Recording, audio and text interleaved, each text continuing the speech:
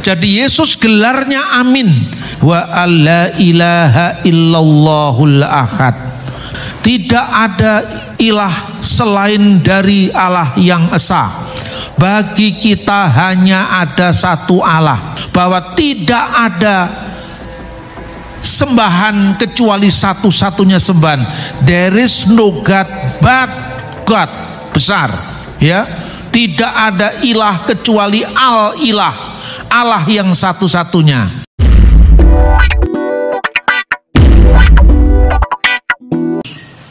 Untuk mendasari pembahasan kita akan membaca firman Tuhan dari Injil Yohanes pasal 20 ayat 27 sampai dengan 29. Demikian firman Tuhan. Kemudian ia berkata kepada Thomas, taruhlah jarimu di sini dan lihatlah tanganku.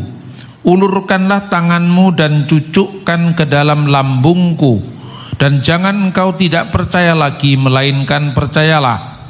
Thomas menjawab dia, ya Tuhanku dan Allahku. Kata Yesus kepadanya, karena engkau telah melihat aku, maka engkau percaya.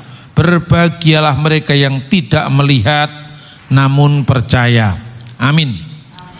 Saudara-saudara yang terkasih dalam Tuhan, pembahasan kita adalah keilahian dan ketuhanan Yesus Kristus. Dalam ayat yang tadi kita baca, kita membaca pengakuan Thomas ketika melihat bukti bahwa Yesus disalibkan. Bahkan dia melihat bekas paku pada tangannya, pada lambungnya. Thomas mengakui dia, menyampaikan kredo kepadanya yang bunyinya My Lord and my God. Bahasa aslinya adalah Ho kurios mau, ke oteos mau. Jadi artinya ya Tuhanku dan Allahku.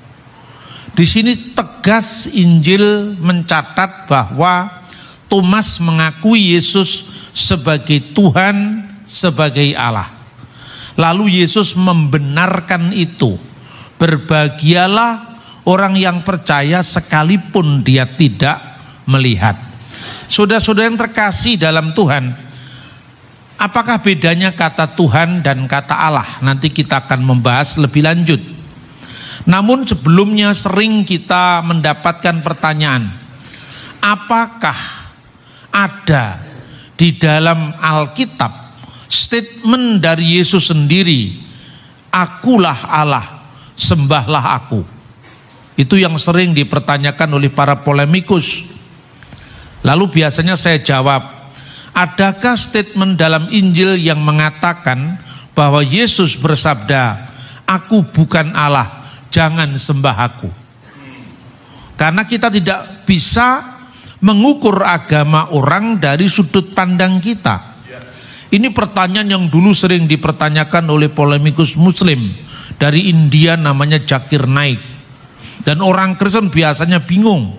Padahal statement itu tidak hanya bersifat via positiva, tetapi juga via negativa.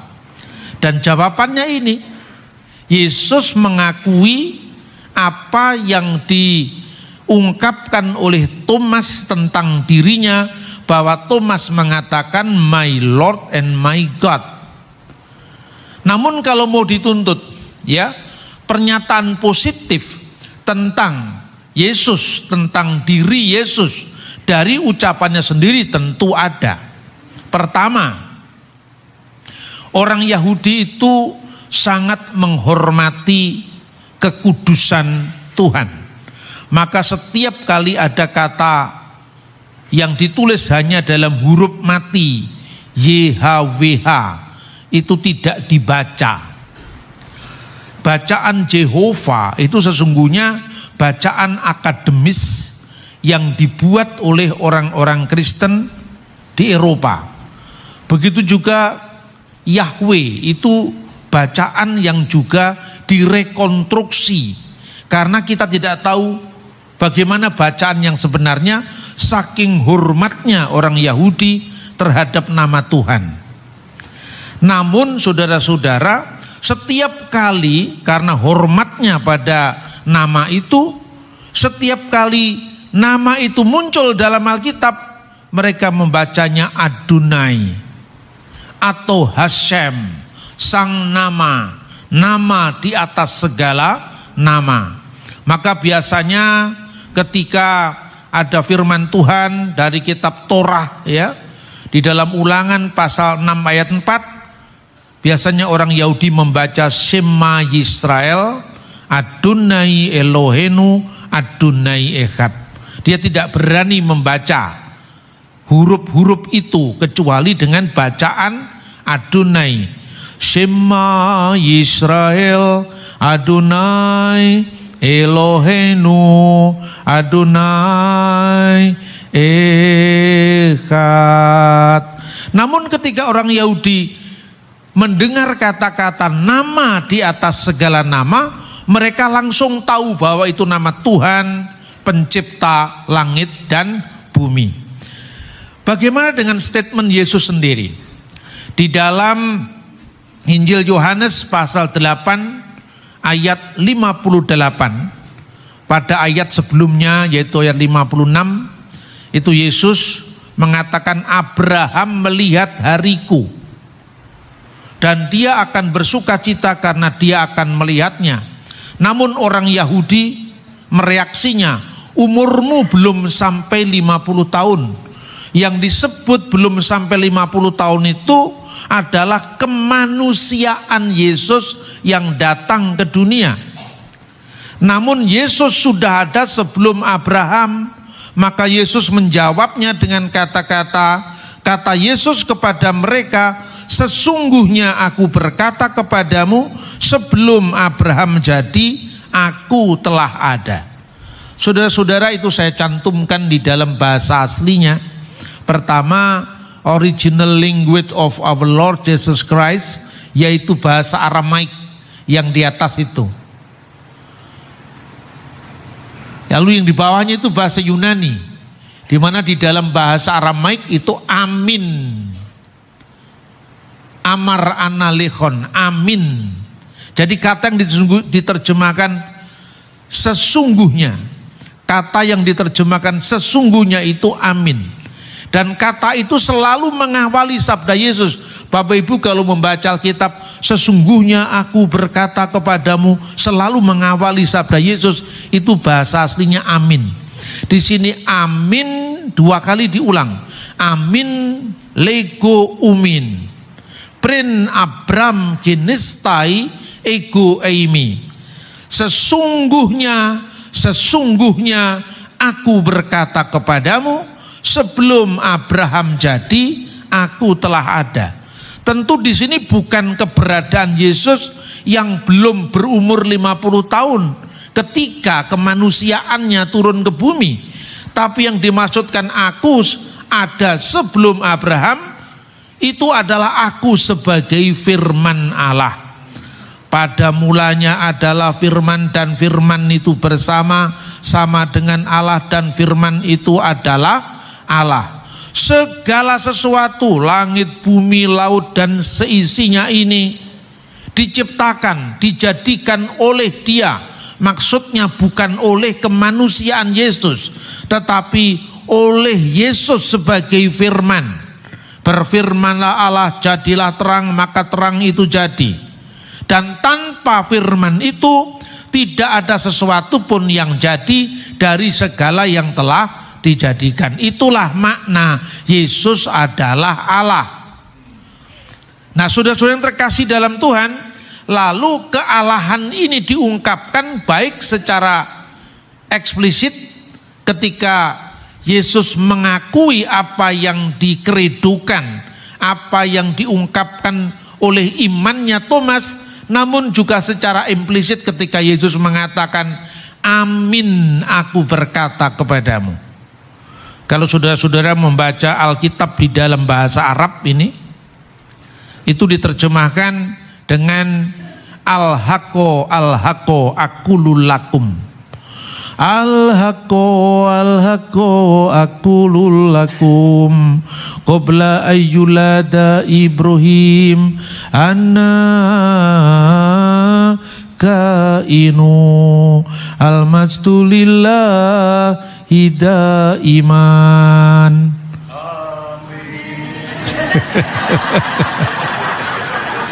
Itu bukan kitab suci umat Islam, bukan, ini dari sini, ini Injil bahasa Arab ini.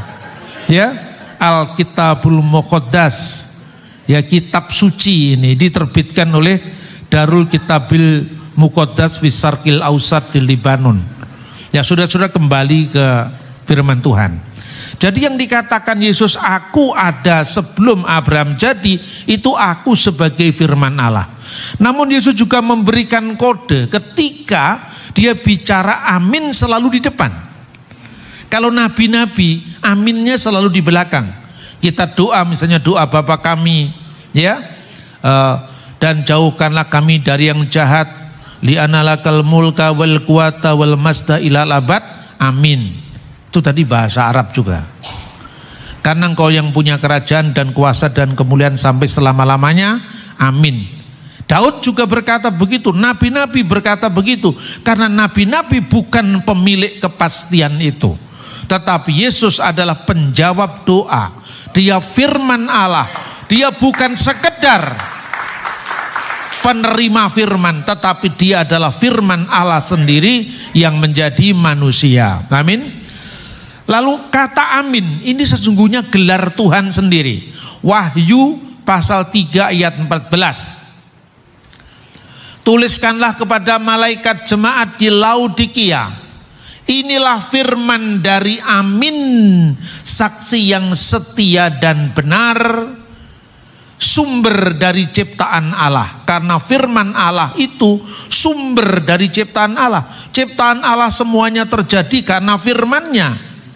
Kalau dalam terjemahan baru tahun 1974 diterjemahkan permulaan ciptaan Allah, itu bukan Yesus diawali oleh waktu. Karena terjemahan ini terjemahan loh ya, bukan teks asli ya. Teks aslinya sama itu. Hi arketis ketesios tuteo. Kata arki itu artinya bisa permulaan urutan waktu, misalnya arkeologi, ilmu tentang purbakala. Tetapi juga misalnya ada kata arkangelos,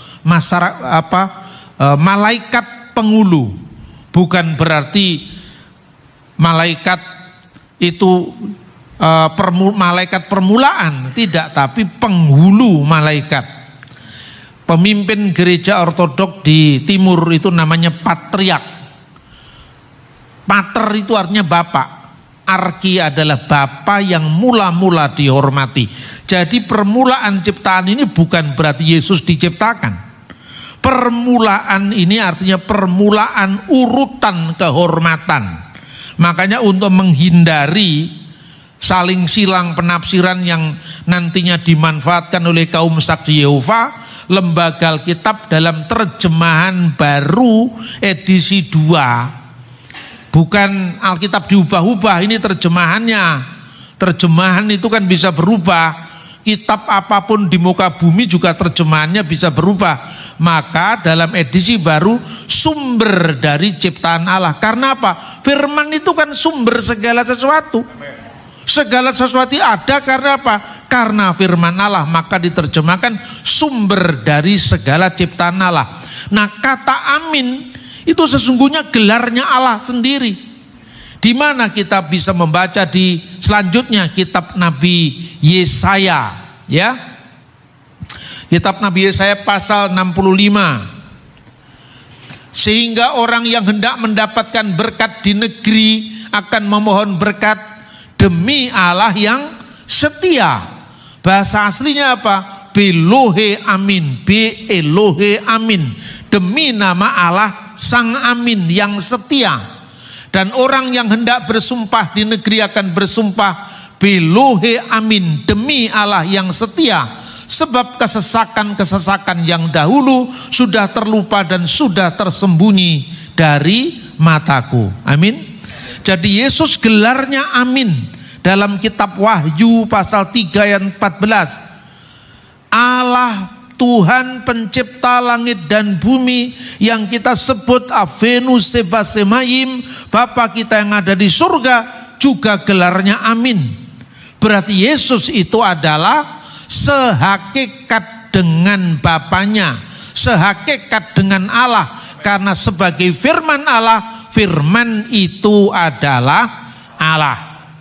Kita lanjutkan saudara-saudara.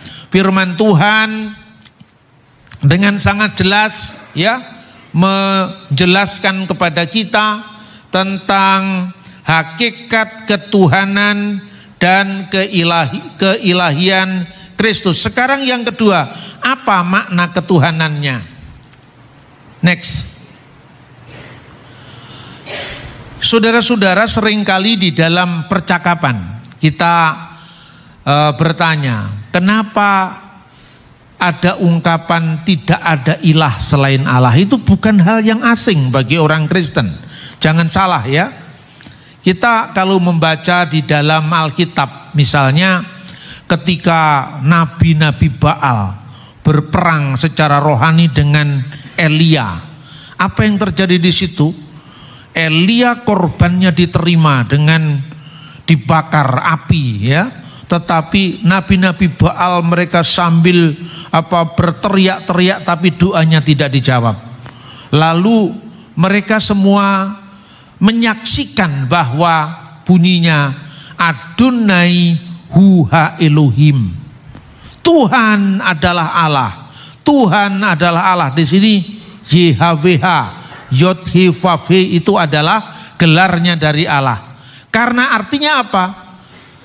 Tidak ada sembahan kecuali satu-satunya sembahan. Makanya di dalam 1 Korintus pasal 8 ayat 4, bahasa Yunani aslinya Audeis Theos Eimiais diterjemahkan dengan la ilaha illallah. Ini ada dalam Alkitab bahasa Arab. Tidak ada ilah selain dari Allah yang esa. Itu bahasa Arabnya wa alla ilaha illallahul ahad. Lalu ayat 6 ditegaskan, bagi kita hanya ada satu Allah.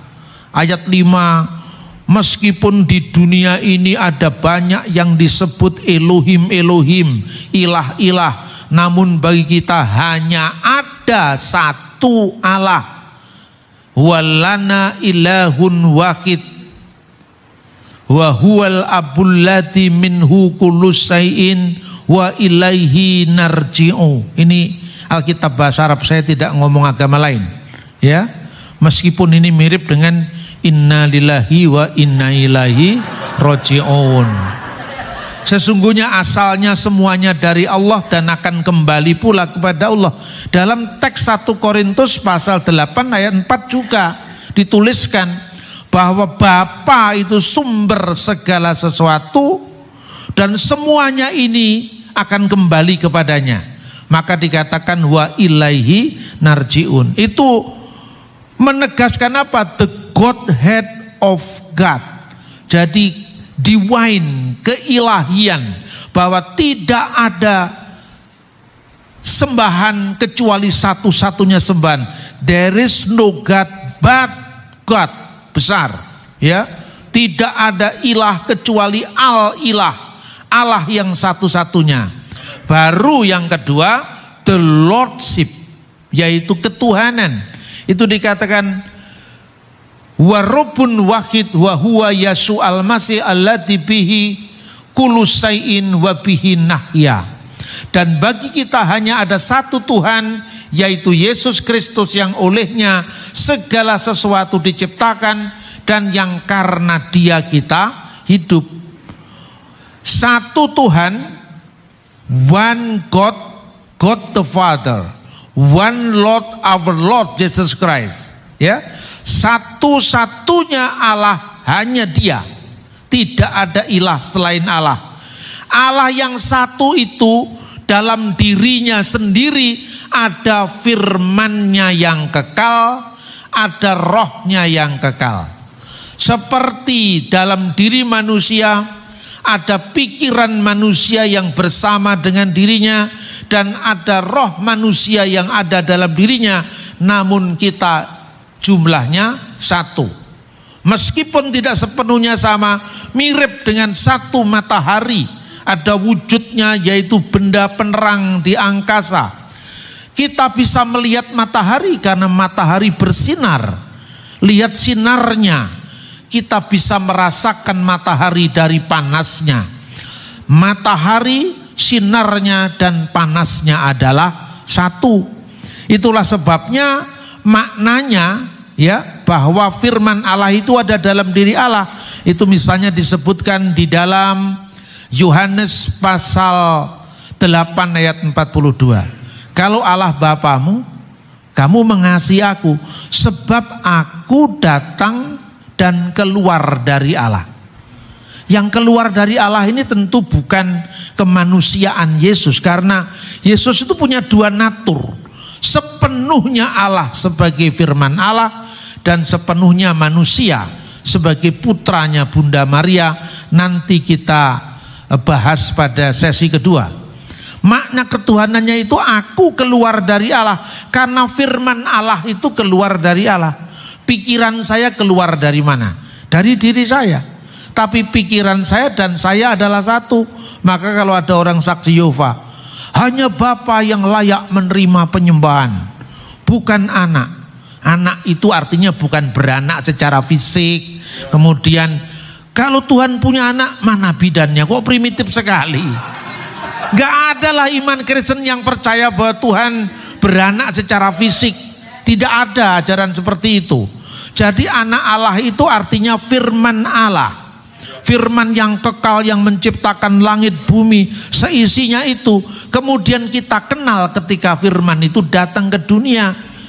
Firman itu telah menjadi manusia dan tinggal di antara kita, dan kita telah melihat kemuliaannya, yaitu kemuliaan yang diberikan kepadanya sebagai anak tunggal Bapa, penuh kasih karunia dan kebenaran. Jadi anak tunggal Bapa itu kiasan untuk sang firman tadi. Jadi bukan berarti Allah itu beranak. Kok primitif sekali Tuhan kok beranak. Jadi jangan GR lah menilai agama orang, saudara-saudara. Tapi kita sendiri juga jangan terlalu pede, karena kita harus bisa jawab juga. Amin, saudara-saudara. Nah, itulah maknanya aku keluar dan datang dari Allah. Berarti firman Allah itu asalnya dari mana? Dari Allah. Tidak seperti melahir itu selalu lahir secara biologis. Pancasila itu lahir dari pemikiran Bung Karno. Siapa ibunya pemikiran? Kok bisa melahirkan Pancasila? Kan tidak seperti itu kan? Sayalah yang melahirkan gagasan itu. Siapa ibunya gagasan? Ya toh? Kan tidak perlu harus kata harafiah seperti itu. Anak tangga apa berarti tangga punya istri? Ya toh? Apalagi anak tangga, anak sekolah, masa gedung sekolahan juga nikah dulu? Kan tidak. Lalu yang kedua, Roh Kudus, roh kebenaran yang keluar dari Bapa. Jadi sumbernya adalah satu, tidak dua, tidak tiga, karena Allah kita itu Allah yang esa.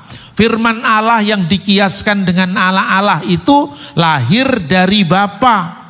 Roh Kudus juga keluar dari Bapa. Itu kelahiran kekal, bukan lahir dalam konteks fisik. Memang dalam Alkitab Roh Kudus juga disebut Roh Yesus, tapi bukan berarti ya ada dua roh, ada satu roh saja dalam diri Allah itu. Kalau Roh Kudus disebut Roh Yesus, artinya apa? Roh Kudus itu diberikan kepada kita melalui nama Yesus. Yesus Sang Mesias. Aku akan mengutus penolong yang lain. Siapa yang mengutus? Yesus. Makanya Yesus naik ke surga, Roh Kudus turun dalam peristiwa pencurahan Roh Kudus di hari Pentakosta. Nah itu saudara-saudara. Lalu yang terakhir sekarang bagaimana makna ketuhanannya? Kita lihat sekarang. Next. Ya, gelar Tuhan bagi Mesias itu berasal dari kitab Mazmur atau kitab Jabur. Ya, Neum Hashem Ladoni Seflimini. Firman Tuhan, ini maksudnya Yehova, ini maksudnya Yahweh, ini maksudnya Adonai, huruf besar semua tadi, ya. Allah maksudnya. Kepada Tuanku, Seflimini, duduklah di sebelah kananku. Ini bukan ciptaan Kristen. Anda bisa membaca tafsir-tafsir Yahudi yang sekalipun orang Yahudi tidak percaya dengan Yesus, tetapi mereka sama dalam pemahaman bahwa Mesias yang akan datang itu gelarnya Adoni, my Lord gelarnya. Jadi gelarnya Mesias itu memang my Lord.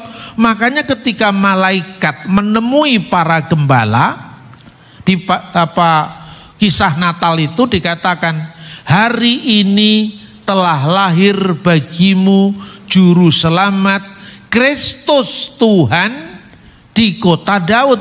Karena ini gelarnya Mesias, yaitu my Lord, ya.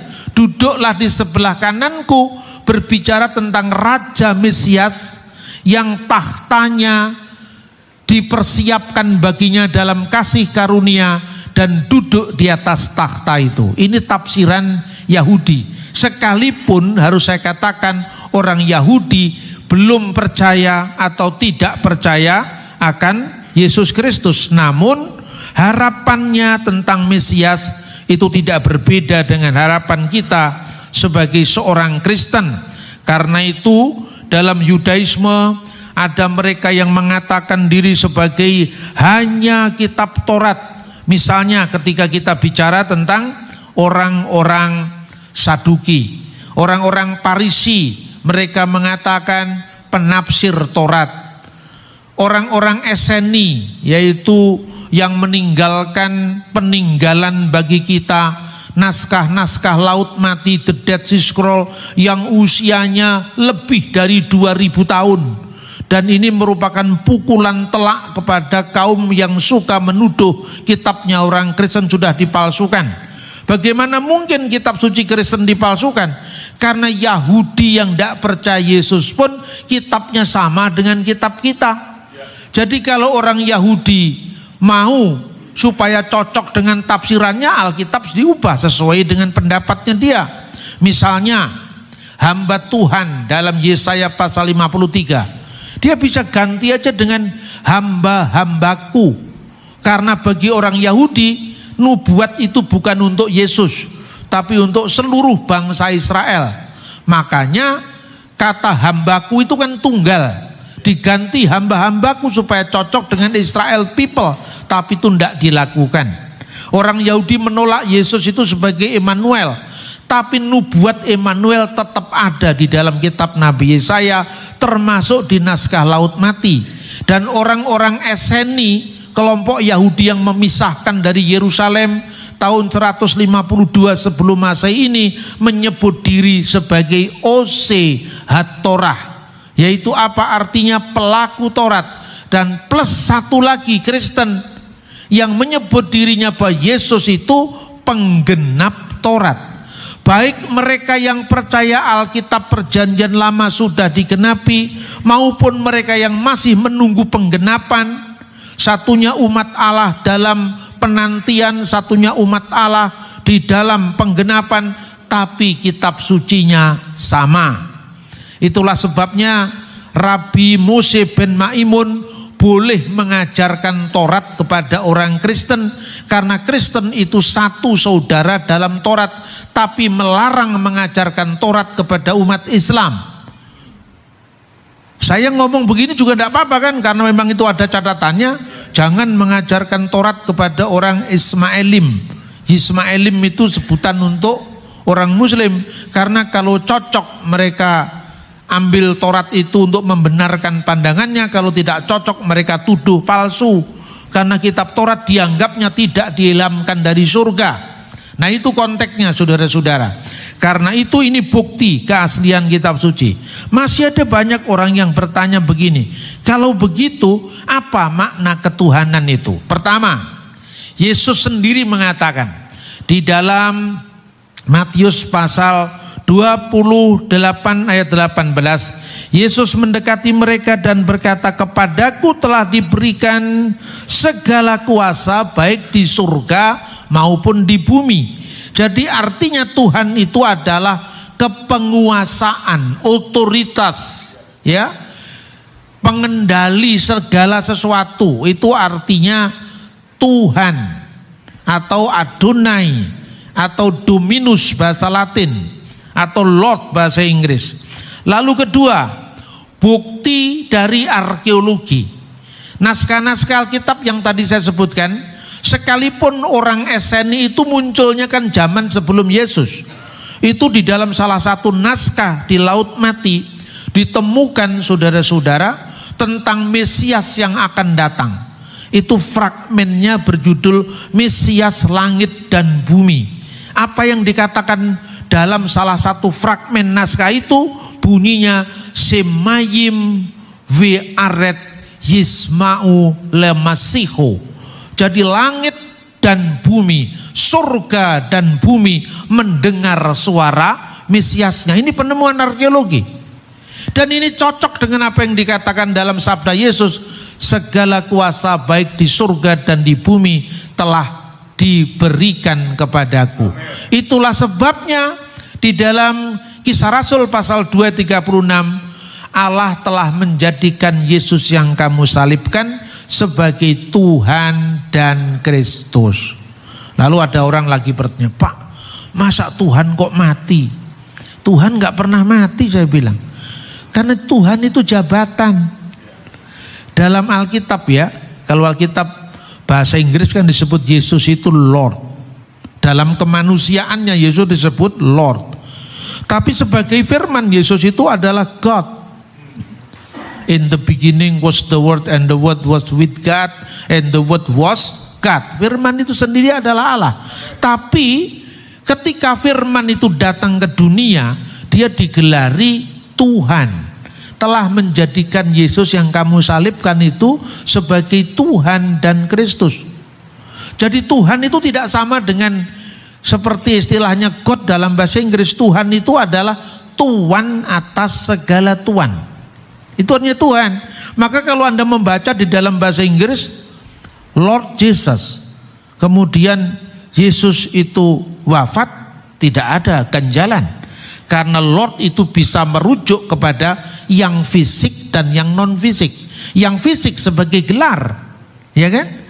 Kalau Anda bahasanya Jawa, Gusti Yesus sedo. Artinya yang sedo bukan Gustinya, tapi Yesusnya. Karena Gusti itu adalah jabatan. Itulah maknanya ketika di dalam 1 Korintus pasal 11 ayat 26. Setiap kali kamu makan roti ini dan minum cawan ini, yang sebentar lagi kita lakukan, kamu memberitakan kematian Tuhan sampai Ia datang.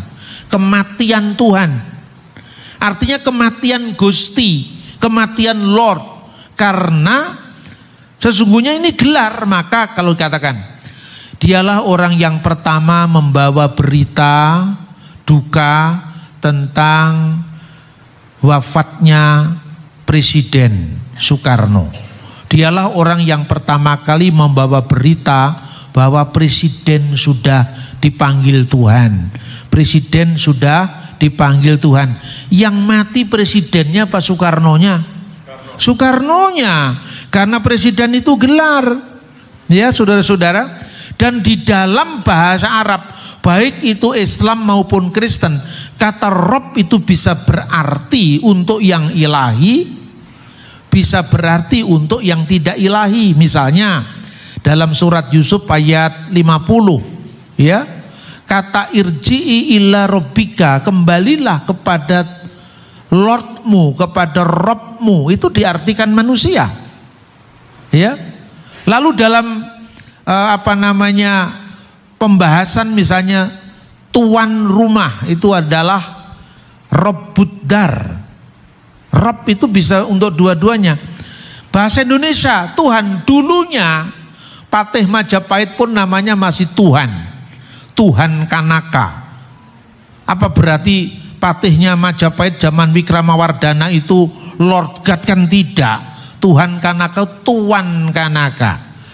Prasasti Minyeh 7 ditemukan di wilayah Aceh ya sekarang ini. Itu ada ungkapan ilahi Rabbi. Ilahi Rabbi yang artinya Tuhanku, Allah, Allahku, Tuhanku. Itu untuk Tuhan. Tapi di situ kata raja juga berarti sama digunakan kata Tuhan. Tapi Tuhan itu belum dimaknai secara eksplisit hanya untuk Sang Pencipta, bisa untuk manusia, bisa untuk Allah. Konteksnya apa? Ketika perempuan Samaria bertemu dengan Yesus, perempuan Samaria mengakui bahwa yang ditemuinya ini nabi.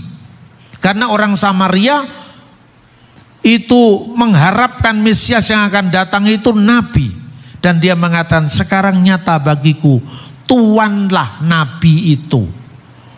Ya, karena apa? Kata kurios yang dipakai, tapi orang Samaria belum tahu bahwa Yesus yang dia temui itu adalah nabi. Nah, tinggi mana antara Tuhan dengan nabi? Kan lebih tinggi Tuhan. Masa dia sudah tahu dia Tuhan, belum tahu dia nabi?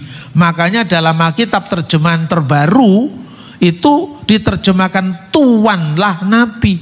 Tapi ketika Thomas bertemu dengan Yesus, bukti kebangkitannya bahwa Yesus itu bukan sekedar Tuhan biasa, tapi Tuhan atas segala Tuhan, maka Tuhanku dan Allahku. Itulah yang punya otoritas baik di surga maupun di bumi. Itulah yang kita sembah, itulah yang kita ikuti, dan yang sekarang tubuh dan darahnya kita terima hari ini.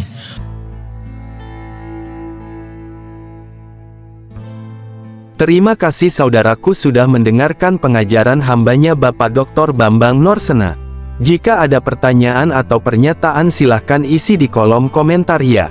Mari kita ulas kembali mengenai makna amin yang lebih lengkap. Tahukah saudara bahwa ada 3 makna amin yang perlu kita ketahui? 1. Amin adalah penggenapan janji Tuhan. Jauh dari sepengetahuan kita, kata amin ternyata mengandung kebenaran yang luar biasa. Satu kata pendek ini adalah bentuk deklarasi yang membantu kita untuk melihat bahwa janji-janji Allah telah terjadi dalam hidup kita. Semua janji Tuhan telah digenapi di dalam Kristus secara penuh. Ya, kata amin menjadi jembatan bagi doa-doa kita sampai kepada Allah melalui Yesus Kristus. Sebab Kristus adalah, ya, bagi semua janji Allah. Itulah sebabnya oleh Dia kita mengatakan, amin, untuk memuliakan Allah. 2 Korintus 1 ayat 20.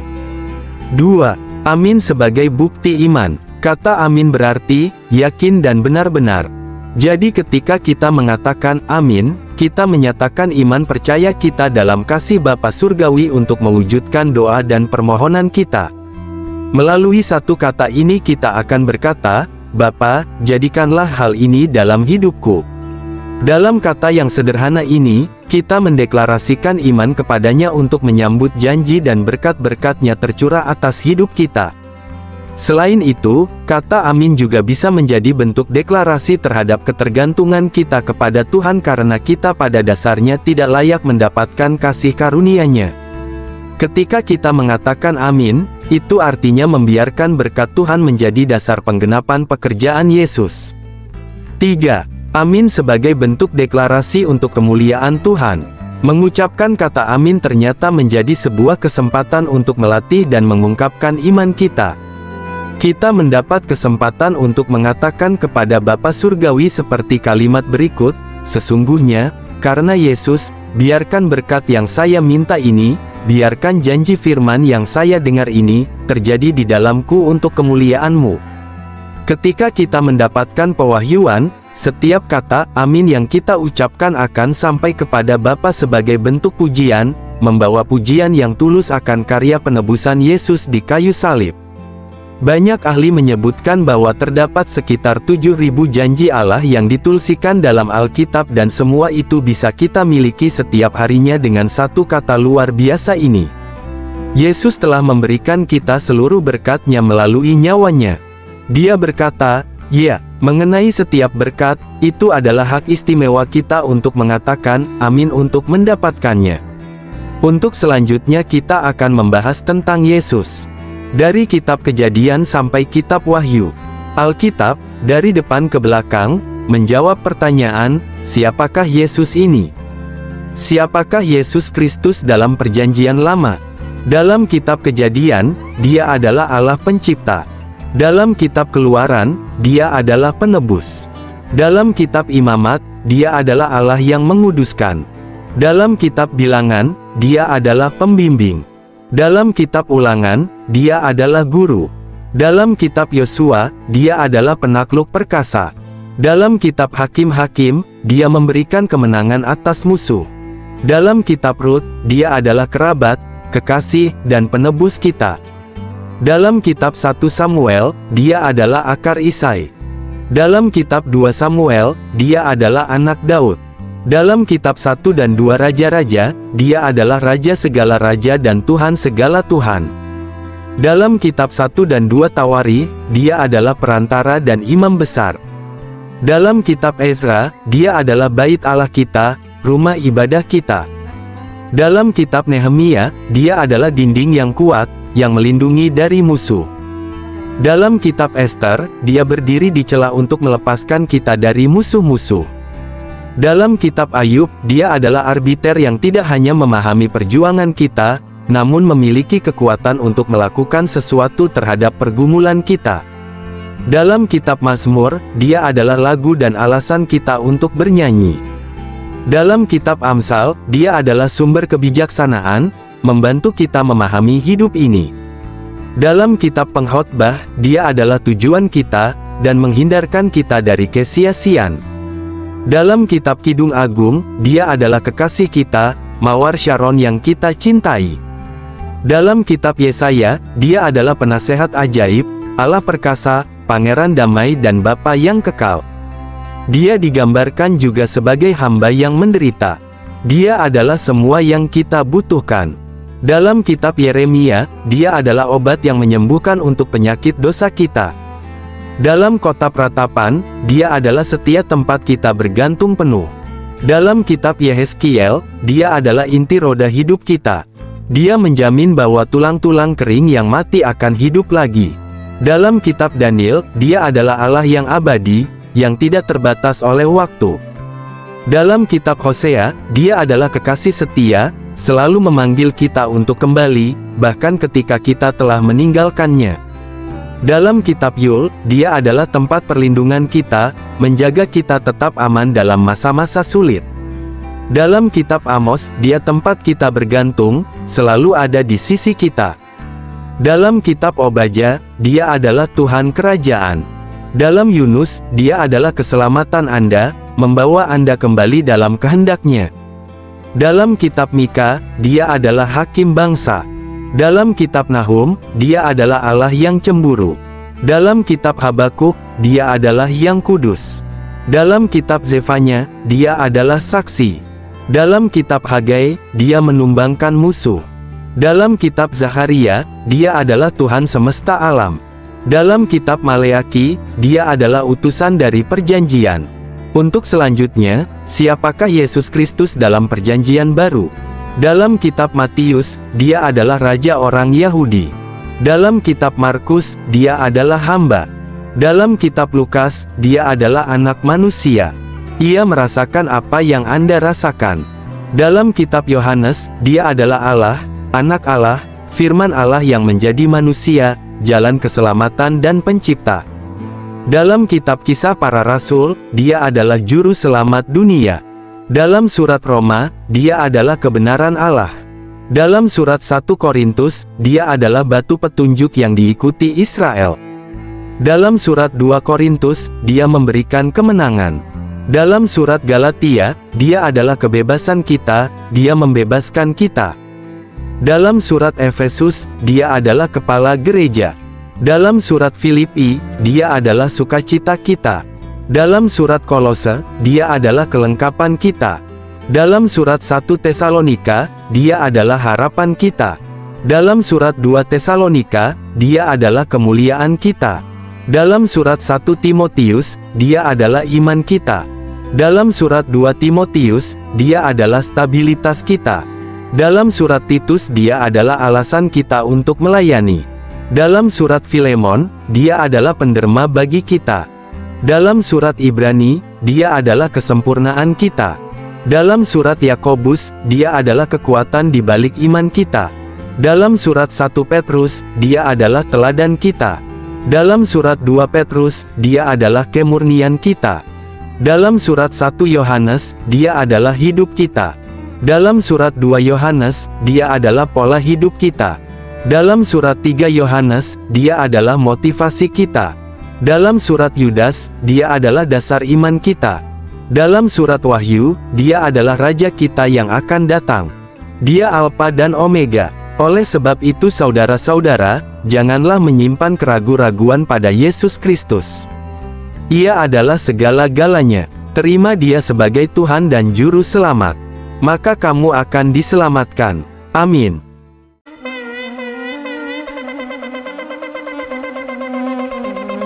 Joy to the world, the Lord is come.